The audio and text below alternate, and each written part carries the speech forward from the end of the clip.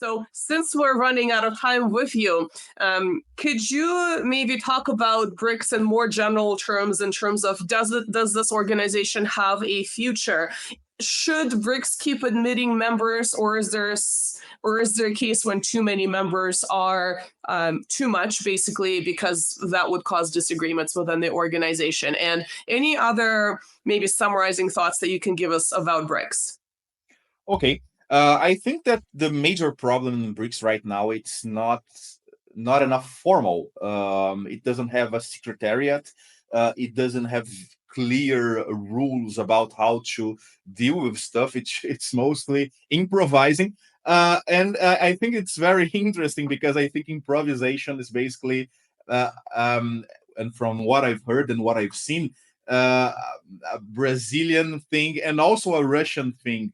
That these are countries that improvise very well and mostly deal improvising in weird or hard situations. But I think that's for an organism like BRICS, it's necessary to have more order and formality and do stuff more like the Germans or the Swiss than the Brazilians, the Latin Americans in general, or other of our brotherly civilizations do.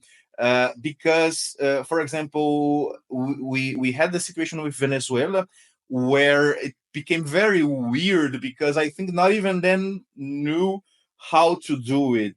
It's necessary a consensus, or should we basically vote and who wins decides it? Yes, because it's not written. It's basically an agreement of gentlemen in the sense that, okay, we are going to do by consensus, but nobody expected that Brazil would block Venezuela. I expected, but I've heard from very good sources that people were extremely angry with that in Moscow, as a matter of fact, and in Beijing also. So I think it needs more formality, more order. It needs to have a statute. It needs to have bureaucrats. Everybody hates bureaucrats, but bureaucrats sometimes are good. They help move things forward if there's someone behind them guaranteeing that they're doing their job. And BRICS needs bureaucrats so that everything that they decide, like they decided in Kazan, becomes fact. We have seen from multilateral organizations and meetings like the G20 itself, where everything went with grandiloquent speeches and promises and etc. And they will have another meeting in a year, and nothing has been solved and nothing has been done. And BRICS can't be like that because we are already tired of this kind of stuff coming from the Western dominated organizations. So I'd say that yes, BRICS needs to become more bureaucratic. And everything else depends on how BRICS is seen. And that's the major problem, because I'd say that currently countries which are more counter-hegemonic, like Russia, Iran, and China, see BRICS in a certain way, and other countries like Brazil, especially Saudi Arabia, probably, and Saudi Arabia is basically a Schrödinger member of BRICS because it isn't even now. It isn't actually clear if they are officially a member or not because it's a gray status. So it's a situation that's very weird. But for countries like Brazil, for example, maybe India, though, with the situation where the Canadians have been pissing the Indians off, I don't know how things are going to go. But for countries like Brazil and possibly some of the Arabian countries which are part of BRICS, BRICS isn't a platform to build an alternative world order. For countries like Brazil, BRICS is basically another multilateral organization that opens up possibilities and opportunities for investment, for partnerships, for logistical planning, for new trade routes, etc. It's a kind of it's a kind of multilateralist thought. We need to understand that there's not only unipolarity and multipolarity, but because unipolarity is US centered, there are those kinds of geopolitical thinkers who say that we need to strengthen the United Nations and these multilateral organizations to overcome national sovereignties, etc. And currently, Brazil is adopting this kind of international thought. So they see BRICS as something like that, another forum for them to create new partnerships. But and I think that the Saudis see it the same way. The guys from Emirates see it the same way, and maybe other members of BRICS. But to the Russians, the Chinese, and the Iranians, they seem to want to turn BRICS into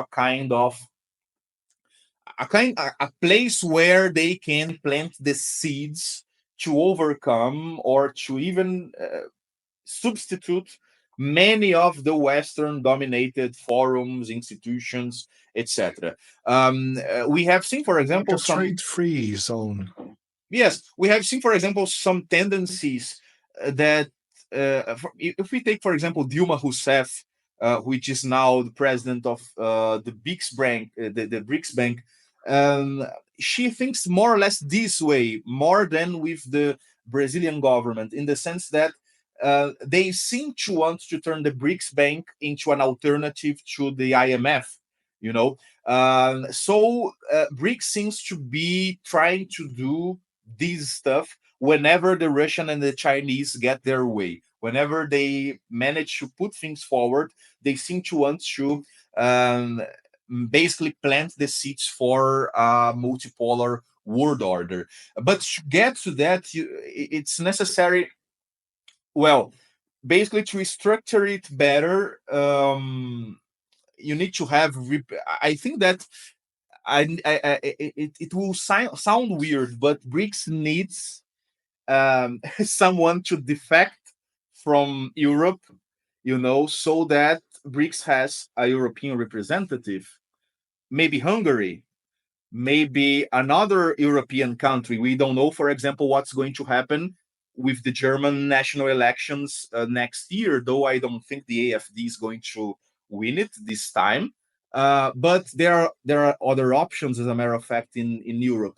So I see it. I prefer to see it the Russian and the Chinese way, because not that the BRICS is going to be put into the place of the United Nations, but it is now the major tool to put pressure on these Western institutions, or maybe basically push them to the abyss, in the sense that if everyone begins preferring the BRICS Bank and not the IMF, well, eventually the IMF is going to go to the dustbin of history. And maybe that should happen with other global Western dominated institutions. I think everyone, or most everyone who are from BRICS countries, have very, very bad opinions about the World Health Organization, because things years ago happened in a very weird way,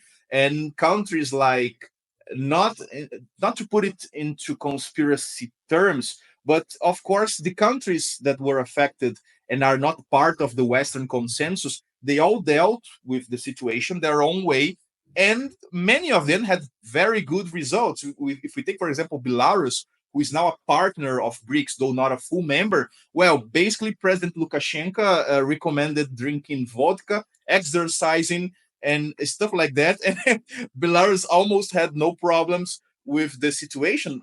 Don't do that at home. And Venezuela, it was basically the same thing, where Maduro recommended taking care of yourself and not taking risks, etc. And I think the countries that are now part of BRICS are very careful about avoiding losing their sovereignty. And that's why, for example, when we saw this last attempted expansion of the 2030 agenda to 2045, Russia put there a revision of the terms to include a kind of declaration where sovereignty of the countries involved in this project, to this agenda 2045, goes first, then the agenda itself, and they didn't accept it, and Russia lost this vote in the United Nations. So that's what the I think that's what the focus of the BRICS is going to be. Besides de-dollarization, M-Bridge, an alternative to SWIFT, the BRICS Bank as an alternative to the IMF, etc. It's going to be a platform for at least a revision, a reform of all Western institutions so that they are more aligned with the idea of multipolarity. Yeah, I mean, if the BRICS Bank isn't going to have them sign all kinds of cultural clauses that might go against their dominant, traditional way of life, it might be preferable even in this regard.